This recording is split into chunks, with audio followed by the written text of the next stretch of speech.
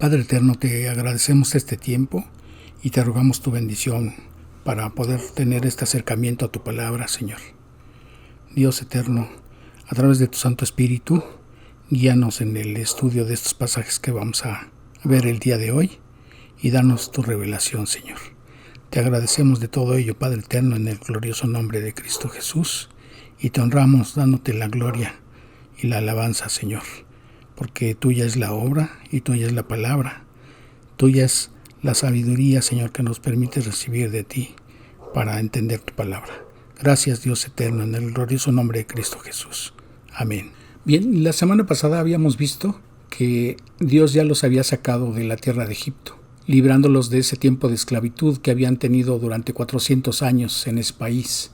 El día de hoy vamos a ver su travesía a través del Mar Rojo y a lo que se tuvieron que enfrentar y las indicaciones que recibieron de parte de Dios. Abran sus Biblias en el libro de Éxodo, en el capítulo 14, y vamos a ver desde el versículo 1. Dice ese versículo: Habló Jehová a Moisés diciendo: Di a los hijos de Israel que den la vuelta y acampen delante de Pi Hairot, entre Migdol y el mar hacia Baal Zephón. Delante de él acamparéis junto al mar. Porque Faraón dirá de los hijos de Israel: encerrados están en la tierra, el desierto los ha encerrado. Dice la Biblia en lenguaje sencillo en ese versículo 3: Así el rey de Egipto pensará que cuando ustedes llegaron al desierto no supieron qué hacer y decidieron volver. Dice el versículo 4 en esa versión en lenguaje sencillo: Yo haré que el rey se ponga terco y vaya a perseguirlos, pero cuando lo haga destruiré su ejército y le mostraré mi gran poder.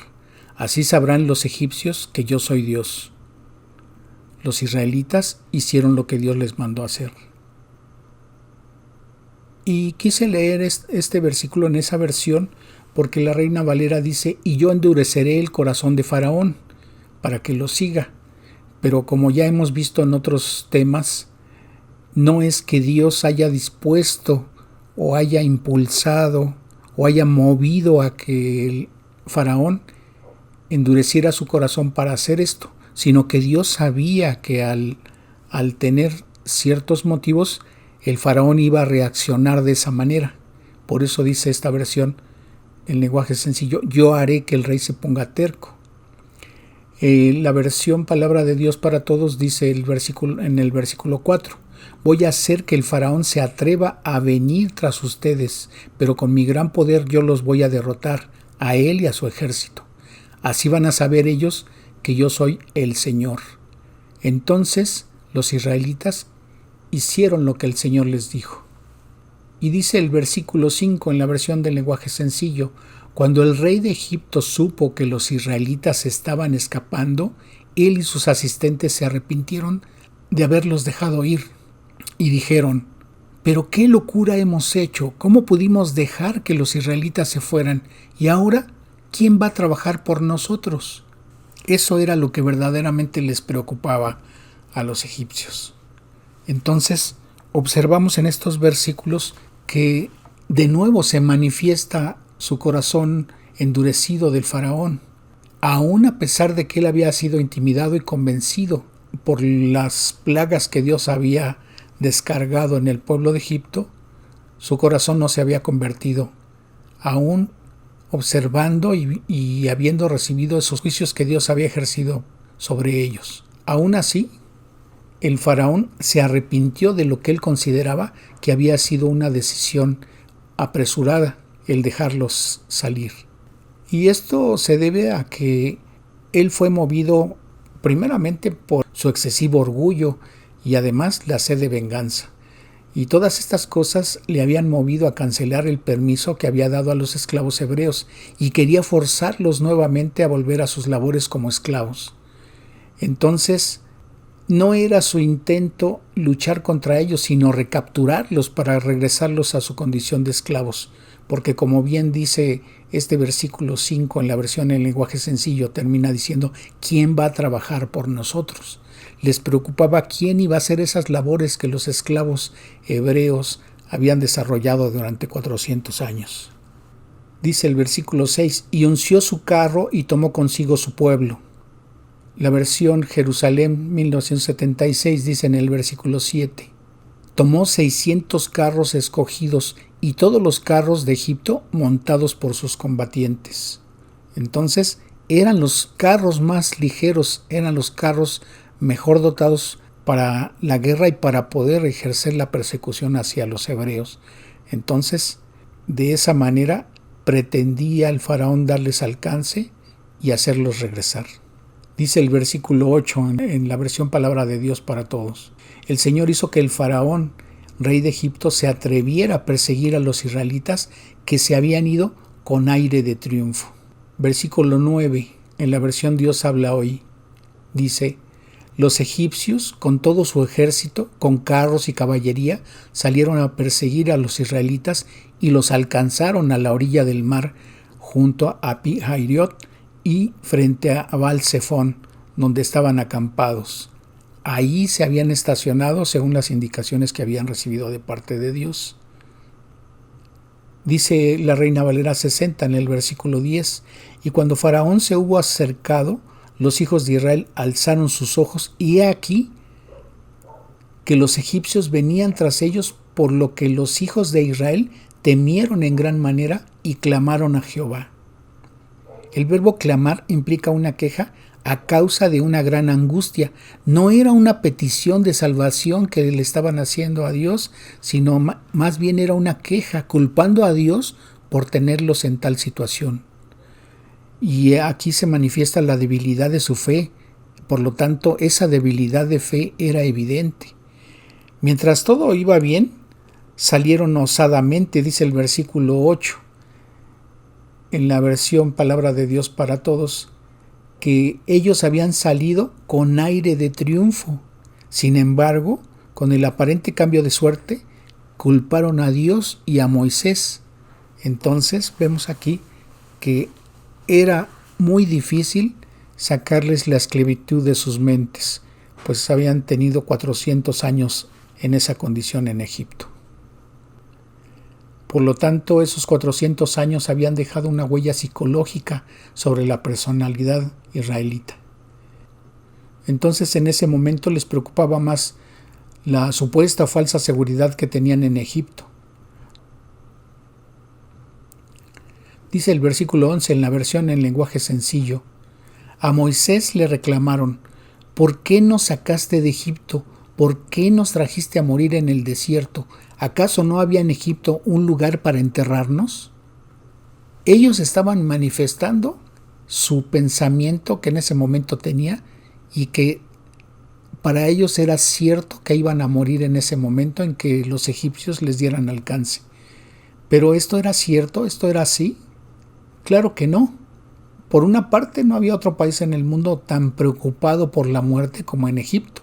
Ese país era famoso por sus tumbas, pero como ya habíamos comentado, no se daban cuenta de que los egipcios se acercaban para recapturarlos, porque no querían matarlos, sino que su intención era hacerlos regresar a su condición de esclavitud, para que hicieran las labores que por 400 años habían desempeñado allá en Egipto. Además, la intención de parte de Dios, y mucho menos de Moisés, era haberlos sacado de Egipto para que murieran en el desierto. A ellos ya se les había olvidado. Si recordamos lo que dice Éxodo en el capítulo 3, en los versículos 7 al 9, la palabra nos recuerda: dijo luego Jehová, hablando él a Moisés: bien, he visto la aflicción de mi pueblo que está en Egipto, y he oído su clamor a causa de sus exactores, pues he conocido sus angustias, y he descendido para librarlos de mano de los egipcios y sacarlos de aquella tierra a una tierra buena y ancha, a tierra que fluye leche y miel, a los lugares del cananeo, del eteo, del amorreo, del fereceo, del heveo y del jebuseo. El clamor, pues, de los hijos de Israel ha venido delante de mí, y también he visto la opresión con que los egipcios los oprimen. Entonces, Dios los iba a librar de esa calamidad que estaban pasando.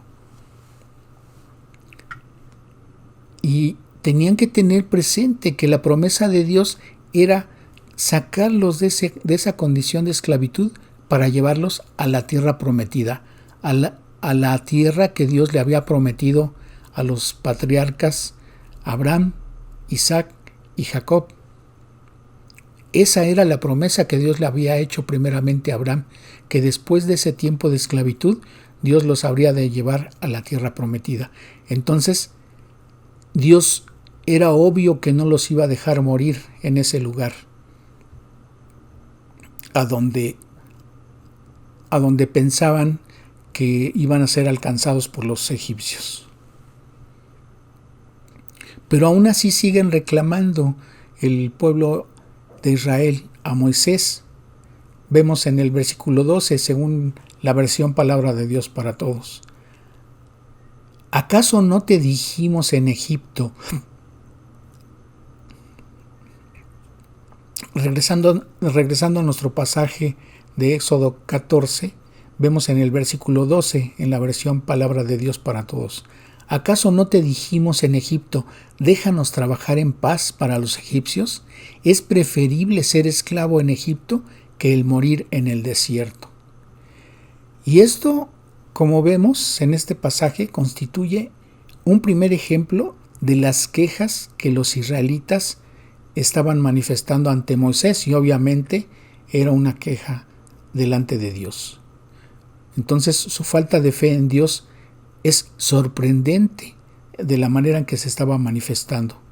Pero, ¿cuántas veces a menudo nosotros nos vemos haciendo lo mismo, quejándonos por las pruebas o las aflicciones que tenemos?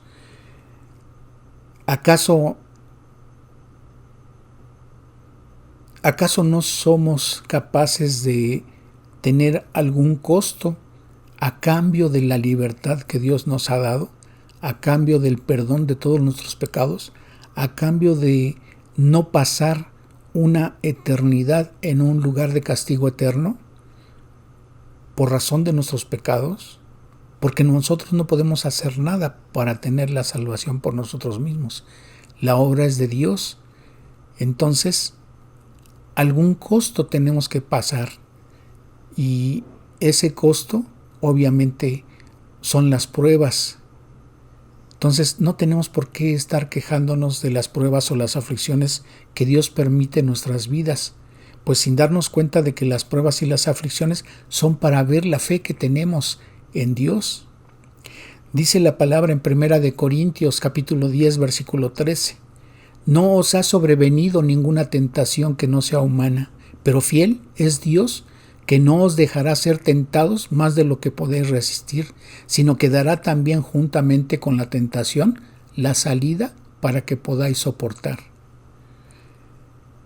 En 1 de Pedro, capítulo 1, versículos 6 y 7, la palabra dice: en lo cual vosotros os alegráis, aunque ahora por un poco de tiempo, si es necesario, tengáis que ser afligidos en diversas pruebas,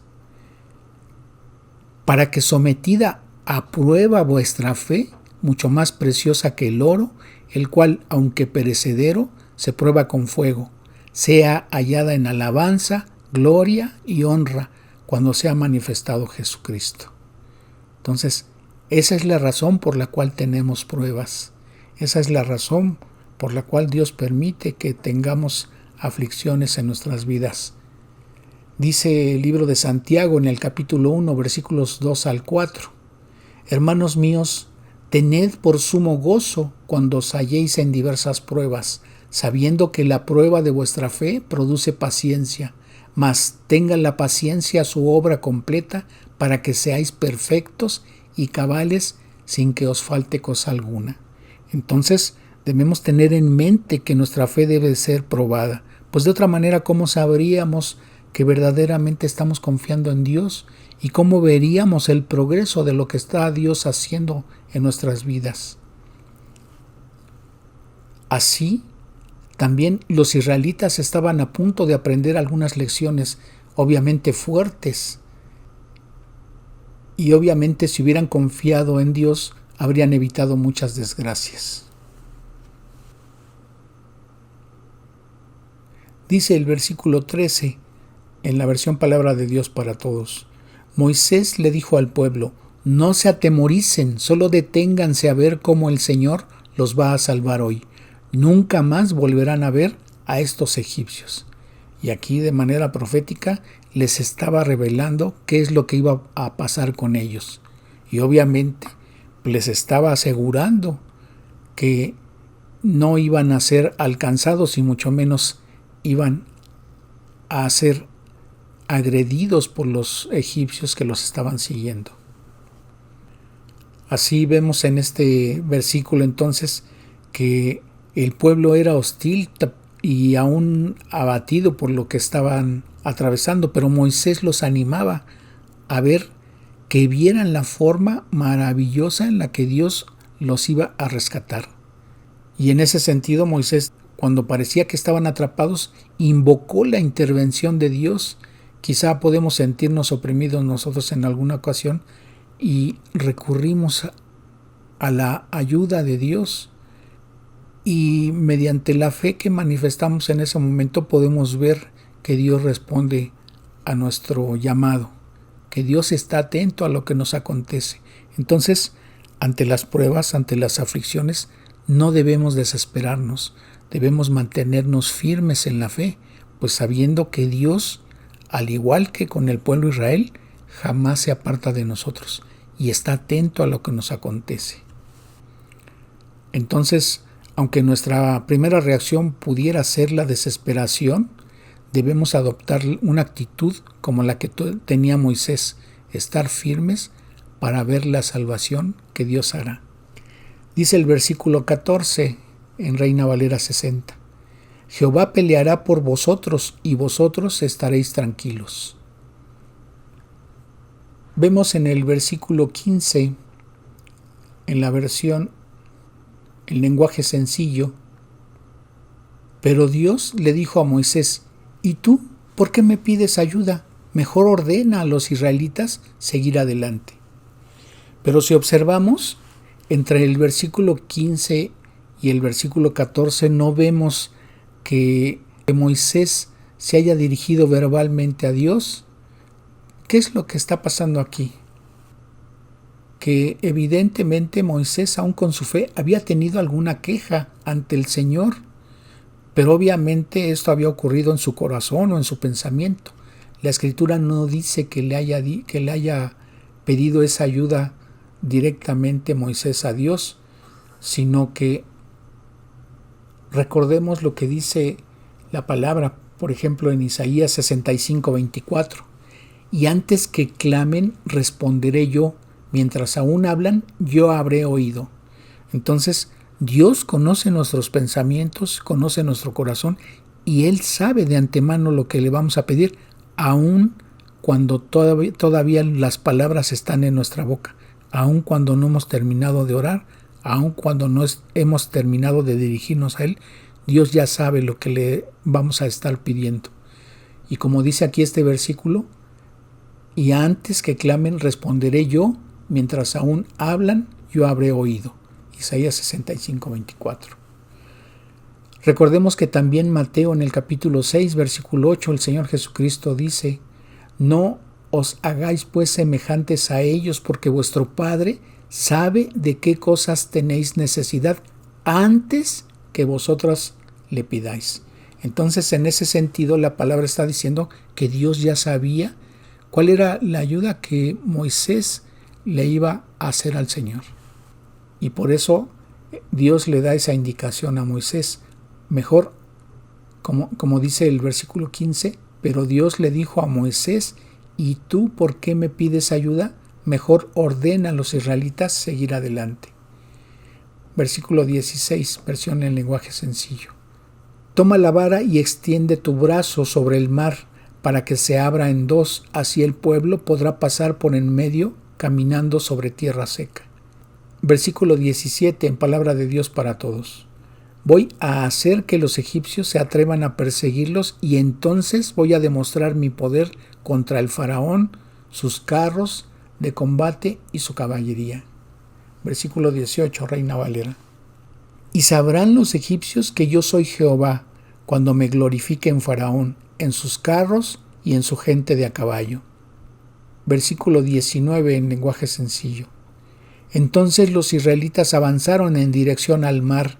Mientras tanto, el ángel de Dios, que viajaba al frente de ellos, fue y se colocó atrás, quedando entre ellos y los egipcios. Lo mismo hizo la nube en forma de columna. Versículo 20, en versión Dios habla hoy. Así la columna de nube quedó entre el ejército egipcio y los israelitas. Para los egipcios era una nube oscura, pero a los israelitas los alumbraba. Por eso los egipcios no pudieron alcanzar a los israelitas en toda la noche. Versículo 21 en lenguaje sencillo. Moisés, por su parte, extendió su brazo sobre el mar, y Dios hizo que un fuerte viento soplara durante toda la noche. El viento partió el mar en dos, y en medio dejó un camino de tierra seca. Versículo 22, palabra de Dios para todos. Entonces los israelitas caminaron en medio del mar sobre el suelo firme. Se formaron 2 murallas de agua, una a cada lado. Versículo 23, Reina Valera. Y siguiéndolos los egipcios entraron tras ellos hasta la mitad del mar, toda la caballería de Faraón, sus carros y su gente de a caballo. Pero en la madrugada, versículo 24, en lenguaje sencillo, pero en la madrugada Dios miró al ejército egipcio desde la columna de nube y fuego, y fue tal el desorden que Dios provocó entre ellos que se llenaron de pánico. Versículo 25. Además Dios dañó las ruedas de sus carros de guerra, de modo que no podían avanzar. Entonces los egipcios gritaron: «Huyamos de los israelitas, pues su Dios está peleando contra nosotros». Versículos 26 y 27. Palabra de Dios para todos. El Señor le dijo a Moisés: «Extiende tu brazo sobre el mar para que el agua caiga sobre los egipcios, sus carros de combate y su caballería». Entonces, en la mañana, Moisés extendió su brazo sobre el mar y el agua regresó a su lugar, cubriendo a todos los egipcios. El Señor ahogó a todos los egipcios con el agua del mar. Versículo 28, Reina Valera. Y volvieron las aguas y cubrieron los carros y la caballería y todo el ejército de Faraón que había entrado tras ellos en el mar. No quedó de ellos ni uno. Versículo 29. Dios habla hoy. Sin embargo, los israelitas cruzaron el mar por tierra seca, entre 2 murallas de agua, una a la derecha y otra a la izquierda. Versículo 30, lenguaje sencillo. Así fue como aquel día Dios libró a los israelitas. Todos ellos pudieron ver los cuerpos muertos de los egipcios tendidos a la orilla del mar. Versículo 31, Biblia al día.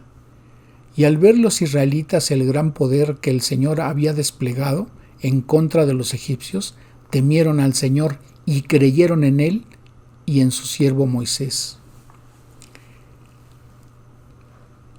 Cuando en la versión Reina Valera 60, en el versículo 30, está diciendo: «Así salvó Jehová aquel día a Israel de mano de los egipcios, e Israel vio a los egipcios muertos a la orilla del mar». En el contexto salvó quiere decir que Jehová libró a Israel de la mano del faraón y de la esclavitud. Aquel día surgió en Israel un temor reverente hacia Dios y creyó en Él. Entonces el verbo creer aquí significa estar firme o confiar en. La raíz del verbo significa apoyarse sobre algo o alguien, y en este caso estaban apoyando su confianza en Dios y en Moisés, que en este caso era intermediario entre ambos. Éxodo 15, versículo 1, versión Jerusalén.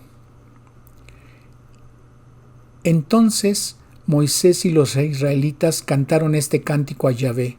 Dijeron: «Canto a Yahvé, pues se cubrió de gloria, arrojando en el mar caballo y carro». Versículo 2, Reina Valera 60. «Jehová es mi fortaleza y mi cántico, y ha sido mi salvación. Este es mi Dios y lo alabaré, Dios de mi Padre y lo enalteceré. Palabra de Dios para todos dice en ese versículo 2, el Señor es mi fuerza y mi canción, se ha convertido en mi salvación. Él es mi Dios, lo alabaré, es el Dios de mis antepasados, lo adoraré. Aquí, como vemos, la adoración no es un medio, sino que es un fin en sí misma. No adoramos a Dios para obtener bendiciones, sino para agradecer las que Dios nos concede día con día. La adoración en este sentido se cumple como tal si el adorador se presenta ante Dios dispuesto, obviamente, a cumplir su voluntad. La alabanza debe ser una parte muy importante de la adoración. Se puede alabar como, en este caso, el cántico de Moisés, con cantos, con poesías, con lecturas bíblicas, con testimonios de gratitud, con alabanzas, con cánticos espirituales, con cánticos bíblicos, con himnos que obviamente tienen fundamento o base bíblica.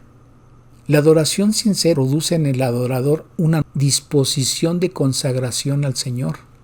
Cuando aquí el versículo 2, en este caso Moisés está diciendo, este es mi Dios y lo alabaré, Dios de mi Padre, al usar la frase el Dios de mi Padre, Moisés identificó a Jehová como el Redentor y como el Dios de los patriarcas. Por eso está haciendo referencia, como dice palabra de Dios para todos, el Señor es mi fuerza y mi canción, se ha convertido en mi salvación. Él es mi Dios, lo alabaré, es el Dios de mis antepasados. Entonces, en ese sentido, las dos traducciones son correctas.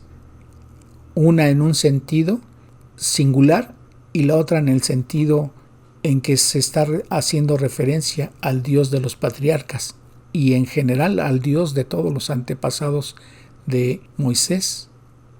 Vemos en la versión en lenguaje sencillo, versículo 3, mi Dios es el Dios de Israel, mi Dios es un gran guerrero. Versículo 4, Dios habla hoy, el Señor derribó en el mar los carros y el ejército del faraón, sus mejores oficiales se ahogaron en el mar rojo. Dicen los versículos 5 al 7 en Reina Valera 60. Los abismos los cubrieron, descendieron a las profundidades como piedra. Tu diestra, oh Jehová, ha sido magnificada en poder. Tu diestra, oh Jehová, ha quebrantado al enemigo. Y con la grandeza de tu poder has derribado a los que se levantaron contra ti. Enviaste tu ira, los consumió como a hojarasca. Versículo 8 en lenguaje sencillo. Soplaste y el mar se dividió en el fondo del mar, el agua dejó de moverse y formó dos grandes paredes. Versículos 9 y 10, Reina Valera. El enemigo dijo, perseguiré, apresaré, repartiré despojos, mi alma se saciará de ellos, sacaré mi espada, los destruirá mi mano. Soplaste con tu viento, los cubrió el mar, se hundieron como plomo en las impetuosas aguas. Versículo 11, Dios habla hoy. Oh Señor, ningún Dios puede compararse a ti, nadie es santo ni grande como tú, haces cosas maravillosas y terribles, eres digno de alabanza. Versículos 12 y 13, Reina Valera. Extendiste tu diestra, la tierra los tragó, condujiste en tu misericordia a este pueblo que redimiste, lo llevaste con tu poder a tu santa morada. Versículo 14, Biblia al día. Las naciones temblarán al escucharlo, la angustia dominará a los filisteos. Versículos 15 y 16, Reina Valera. Entonces los caudillos de Edom se turbarán, a los valientes de Moab los sobrecogerá temblor, se acobardarán todos los moradores de Canaán. Caiga sobre ellos temblor y espanto, a la grandeza de tu brazo enmudezcan como una piedra, hasta que haya pasado tu pueblo, oh Jehová, hasta que haya pasado este pueblo que tú rescataste. Palabra de Dios para todos, versículo 17. Y harás a tu pueblo hacia la montaña, los dejarás vivir cerca del lugar que elegiste para hacer tu trono, el santuario que armaste con tus manos. Versículos 18 al 20, Reina Valera. Jehová reinará eternamente y para siempre, porque Faraón entró cabalgando con sus carros y su gente de a caballo en el mar, y Jehová hizo volver las aguas del mar sobre ellos, mas los hijos de Israel pasaron en seco por en medio del mar. Y María, la profetisa, hermana de Aarón, tomó un pandero en su mano, y todas las mujeres salieron en pos de ella con panderos y alabanzas. Y María les respondía: Cantad a Jehová, porque en extremo se ha engrandecido, ha echado en el mar al caballo y al jinete. Dice el versículo 22 al 24 en Reina Valera. E hizo Moisés que partiese Israel del mar Rojo, y salieron al desierto de Shur, y anduvieron 3 días por el desierto sin hallar agua. Y llegaron a Mara, y no pudieron beber las aguas de Mara, porque eran amargas. Por eso le pusieron el nombre de Mara o Mará. Entonces el pueblo murmuró contra Moisés y dijo: ¿Qué hemos de beber? Palabra de Dios para todos. El versículo 24 dice: el pueblo se quejó con Moisés y le preguntaron: ¿qué vamos a beber?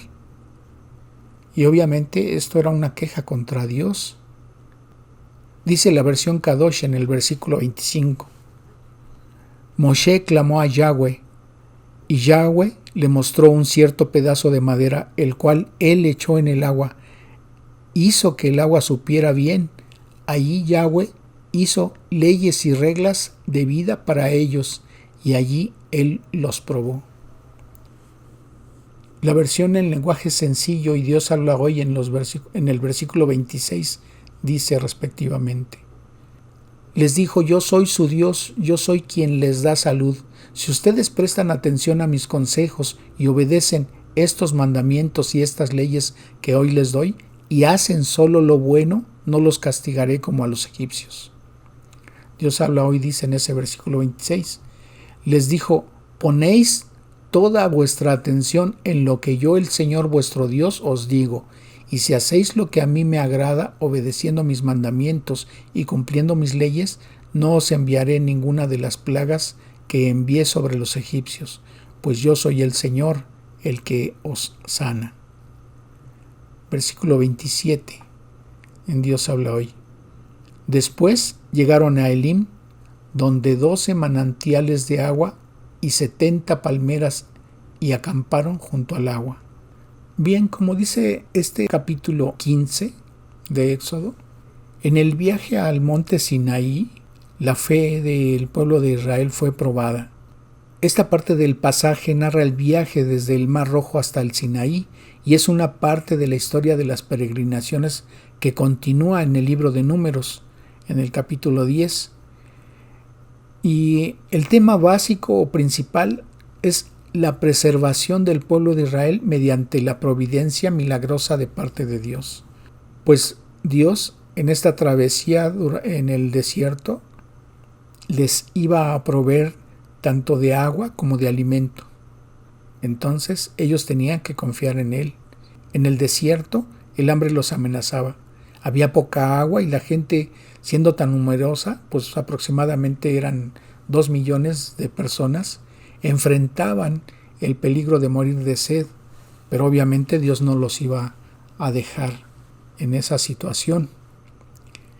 Dios demostraba una y otra vez su amor hacia el pueblo, no solo se anticipaba sus necesidades, sin embargo, al enfrentarlas aún con sus quejas, les daba lo necesario para que ellos no perecieran, pues como ya hemos visto en los pasajes que antes leímos, no era el propósito de parte de Dios que ellos murieran en el desierto. El propósito de Dios era llevarlos hasta la tierra prometida. Lo que Dios quería es que ellos dependieran de Él completamente, pues Él quería probar su fe de ellos en Él y hacerla crecer. Pero entonces, ¿por qué Dios llevó al pueblo para que tuviera que cruzar el Mar Rojo y después tuviera cierto tiempo atravesando el desierto? Bueno, vemos que son varias las razones. Primero, en esa situación no era fácil que ellos pudieran regresarse o volver atrás. Por una parte, el mar los había protegido de los egipcios y era un obstáculo que también les impedía volver con facilidad, pues el no tener que cruzar el río era que tuvieran que pasar por donde estaba el pueblo filisteo, y obviamente ellos no querían tener un enfrentamiento con ellos. También no serían amenazados por las tropas egipcias ni podrían ser sorprendidos por ataques de las tribus hostiles. Era también para enseñarles a confiar completamente en Dios, pues el sustento vendría de Él. Entonces, así como a la iglesia, ellos tendrían que estar caminando por fe y no por vista, como también nos dice Dios en su palabra en el Nuevo Testamento. Entonces, de esta manera, la fe de ellos tenía que ser probada. ¿Y por qué tenía que ser probada la fe de ellos? Para que Dios mostrase a ellos su amor bondadoso y su poder por medio de la providencia divina que era manifestada a ellos.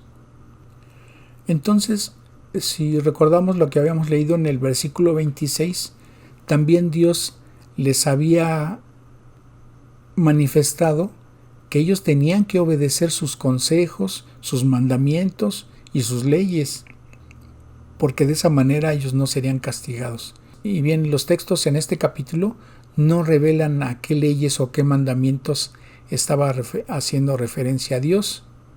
Sin embargo, podría haber sido parte de ellos algunas indicaciones sanitarias y de valores éticos y morales.